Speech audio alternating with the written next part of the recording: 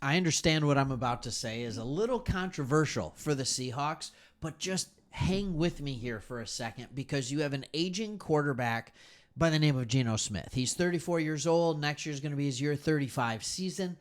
He does use some of his athleticism, and quite frankly, you know what you have in Gino Smith. It seems like you shouldn't because he spent most of his career not living up to his potential. And then all of a sudden, the last 2 years, he was pretty good. But he faded in the back half of each season. So the Seattle Seahawks brought in another guy, Sam Howell, to compete for the job or maybe be the future at the quarterback position. Sam Howell is 1 month shy. He's 1 month shy of 24 years old. He's considerably younger, and I'm here to tell you why the Seahawks outsmarted the rest of the NFL with this pickup, because even though he was a fifth-round draft pick, even though he had his share of struggles last year, I still think Sam Howell can be an absolute quality NFL quarterback, and he started showing why he can be that in the last game against the Tennessee Titans. Just to give you some quick numbers on what Sam Howell did, and I'll let you take a look at him. He was 11 of 14. Remember, there were some drops in there. Remember that. All right, for 153 yards and a touchdown. At the end of the game, he was actually kind of hard on himself. He's like, yeah, I wish I had scored that drive in the middle of the second quarter. Wish I had put more points up on the board. Wish we finished it off with a touchdown. His other touchdown that he threw came to Winston Jr., just an absolute beautiful 23-yard touchdown to the outside shoulder. He showed you the kind of things that he can absolutely do. Sam Howell, when he's not holding on to the ball forever and taking sacks, and he did take 2, remember that. When he's not throwing interceptions and trying to throw it into all kinds of unique, tight windows, he can be a very good NFL quarterback. Remember, this is a guy who almost threw for 4,000 yards last year on a bad Washington Commanders football team. It was not a good team. It was not a good situation. They decided we didn't need to run. We can throw the ball like crazy. Let me tell you a situation. You go in with a second-year quarterback, all right, who had barely played the year before, all right? In 2022, he threw 19 pass attempts. 19. They loved him. They loved what they saw in him. But you take a guy who's never played any meaningful time in an NFL game and you have him throw 612 pass attempts, the most pass attempts in the NFL last year by any quarterback. Look, I understand throwing the ball. He wasn't ready for that. What Sam Howell needed was a team that was going to be a run-first team where he could throw the ball 450 times, right? So he could throw the ball 450 times, maybe 500 times, something like that. But instead, he's forced to throw the ball more than anybody. Insert him into the Seattle offense. Gino Smith last year threw the ball 499 times. That was tied for 14th in the NFL, right? That's the kind of thing you need. When you have a two-headed monster at running back like the Seahawks have, when you have a run-first motto like the Seahawks have had, this becomes a better fit. You can sit here and you can ease him into the quarterback position because it's a run-first motto. That's why Gino Smith had success after so many years of not having success, because he was in a quarterback-friendly system.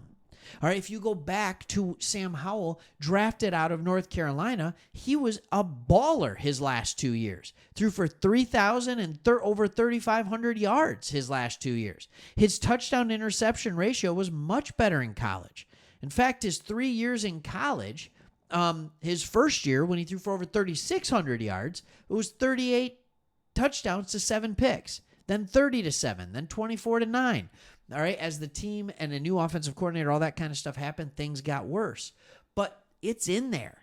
Like, this guy has the ability, and he absolutely flashed it. All right? His completions to White and to Winston were his best throws of the preseason. His ability to find answers against Tennessee's blitzes showed that level of comfort in Ryan Grubb's offense. All right?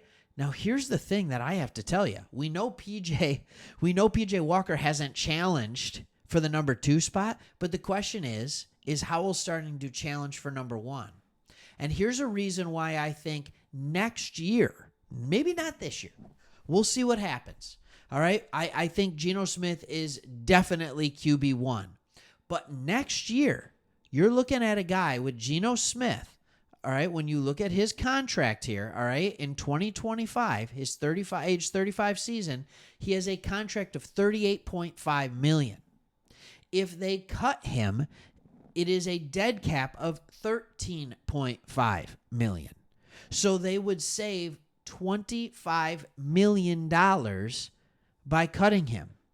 So if the difference between him and Sam Howell, here's Sam Howell's contract next year, $1.1 million, just in case you're wondering, still on his rookie contract. Still on his rookie contract. So if he has $1.1 million on his rookie contract and they're saving $25 million, you can now put a better team around him and even give an extension, maybe sign him to a 2-year, 3-year extension, just like Jordan Love did, kind of like we'll give you some of that quarterback money, but you're still going to need to prove it deal type of thing like that, and then it could go really, really well for them.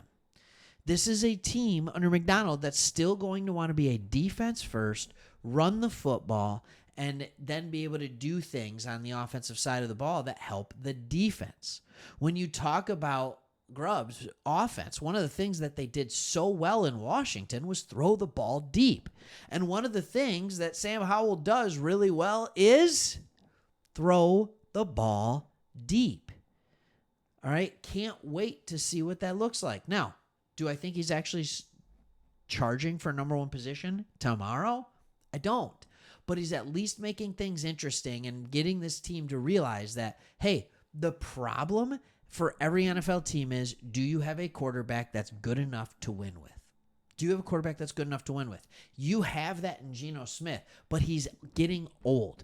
And nobody ever thought, even as Gino Smith started to play really well last year or 2 years ago, faded down the end, then played okay last year, everybody's like, yeah, Gino Smith is fine.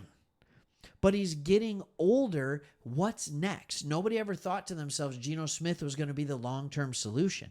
And we know how hard it is to get a good draft pick. This is a roster that has too much talent to just blow up and start over.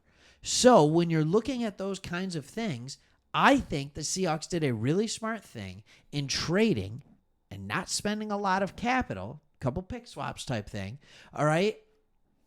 Trading to get Sam Howell. Like, that was really smart. Like, that was really, really smart. And that is why I'm saying they outsmarted the NFL, because they may have fixed their QB problem by all they're doing is the Seattle received Howell and a 4th-round pick and a 6th-round pick for a 3rd for picks in the 3rd and 5th rounds, right? A 4th. Sorry, I was reading it. All right, it was right here. All right, you get Howell, a 4th and a 6th for a 3rd and a 5th. So in essence, you move back in 2 rounds and you get Howell. Like, most of you know what this trade was.